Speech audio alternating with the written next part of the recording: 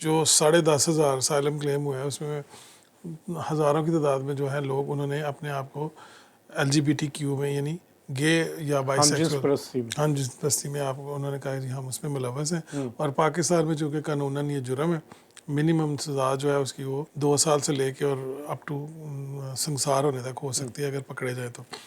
और जो इसके ऊपर होम ऑफिस चूँकि सेटिस्फाइड है कि वाकई ये सज़ा मौजूद है कानून के मुताबिक, तो इसकी बुनियाद पर लोगों ने आसान समझा कि उन्होंने स्टेटमेंट्स दी, कुछ तस्वीरें बनवाई, कुछ वर्क किया और उन्होंने अप्लाई कर दिया। अब हुआ ये कि कुछ लोगों के असाइलम, ज़ाहिर होम ऑफिस को तो नहीं पता था पहले, उससे पहले आसानी से हो भी रहा था, तो वो जो लोग अप्रूव होते गए तो वही लोग खुद एजेंट बन गए बाद में, उन्होंने ही जो है वो खुद ही वकील बन गए।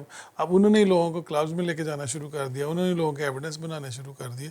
उसकी वजह से ख़राबी पैदा हुई क्योंकि वो वकील नहीं थे, उनको लॉ का, प्रोसीजर्स का, चीज़ों का नहीं पता था। वो सिर्फ हर बंदे को एक ही फार्मूले से जो है वो लेके जा रहे थे। और फिर मज़ेदारी की बात है कि जो उनकी सपोर्टिंग स्टेटमेंट्स थी, जो एविडेंस थे, वो भी खुद ही बना रहे थे, तो वो भी एक ही जगह से बन के आ रहे थे, उसमें कोई बहुत ज़्यादा तब्दीली नहीं थी, इवन वर्डिंग की भी सेम थी।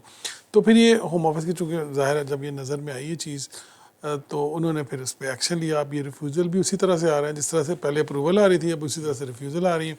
अब हर वो बंदा जो अपील में आ रहा है, इमीग्रेशन अपील में आ रहा है, उसका वकील ही कोई नहीं था इससे पहले। मोस्टली इसी तरह से है कि उनके वकील नहीं थे, क्योंकि और दूसरी एक और बात है हमारे लोगों की कि वो इस तरह के क्वेश्चन करते हैं वकीलों से कि वकील खुद ही कोशिश करते हैं कि इनका केस ना लें, क्योंकि उनका दिल करता है कि एक वकील ही हमें केस तैयार करके दे दे और वकील ही जो है ना वो खुद वो सारा कुछ करे। तो ऐसा तो हो नहीं सकता, क्योंकि यहाँ पे जो भी मुस्तनद वकील है वो इस तरह से काम नहीं कर सकते। तो इसलिए एजेंट्स तो कुछ भी कह सकते हैं, उनको ज़ाहिर है कुछ कहने वाला ही कोई नहीं। जो मुख्तलिफ उस पर कानून कारोबार में मुलव्वस हैं, 8-10 हज़ार पाउंड उन्होंने लोगों से चार्ज किया, लोगों ने इस पर कंप्लेंट्स की हैं, पुलिस को बताया। तो ये एक बहुत बड़ा फ्रॉड है यहाँ पे, जो बहुत बड़ा फ्रॉड है और ये बहुत बड़ा माफिया भी है। मतलब जिन्होंने जो है ना इसको किया हुआ है, लोगों को जो है ना वो बताते हैं, फिर एक से बाद दूसरा कमीशन लेते हैं, जो दूसरा लेके आते हैं। तो उस तरह से ये पूरा एक पॉन्जी स्कीम की तरह उन्होंने एक स्कीम बनाई हुई है।